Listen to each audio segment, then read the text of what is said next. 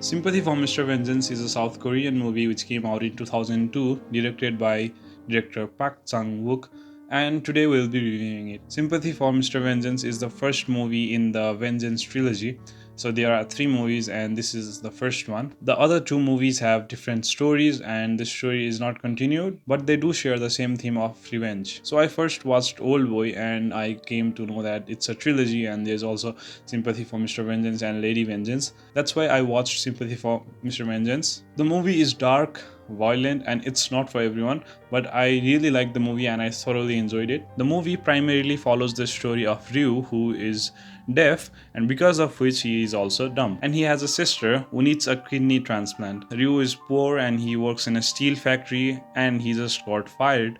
He doesn't have the money for it. So his girlfriend suggests him to kidnap the daughter of his employer who fired him and ask for a ransom. Now initially Ryu didn't like the idea, but he has to. He didn't have any other options. So he agreed to it, and that's when the whole thing starts. That's where it starts to get dark. As I said earlier, the movie carries the theme of revenge. You get to see a lot of characters who take revenge upon each other, and I would say it's a perfect revenge story because in the end you can say that everyone got their revenge somewhat. One interesting fact about the movie is that it doesn't have a soundtrack. So the other two movies, Old Boy and Lady Vengeance, have really good soundtracks, but Sympathy for Mr. Vengeance doesn't have any soundtrack.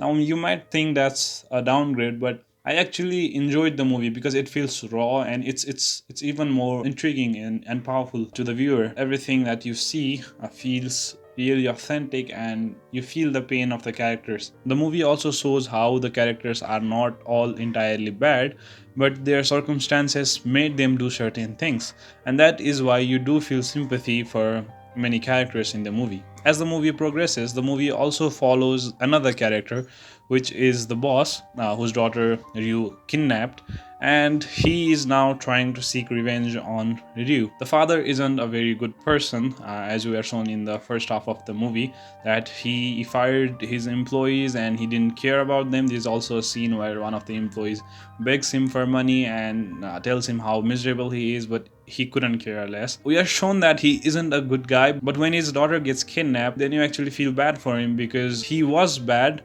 but he wasn't that terrible that he had to go through what he went through in the movie. One event can lead to a chain of events which are driven by the main motive of revenge and how that revenge destroys everyone and everything. The other theme that the movie showed us was about how the rich and how the poor lives. Now it wasn't much explored and it wasn't the main theme of the movie like the movie Parasite. I really liked the movie and that's why I decided to make a review, but I think I should have made a review as soon as I watched the movie, or maybe written some points down as I'm just freestyling in this video. So I hope you guys liked it. I don't think it's gonna be that long, but it's also my first movie review, so hope you guys liked it. Thank you.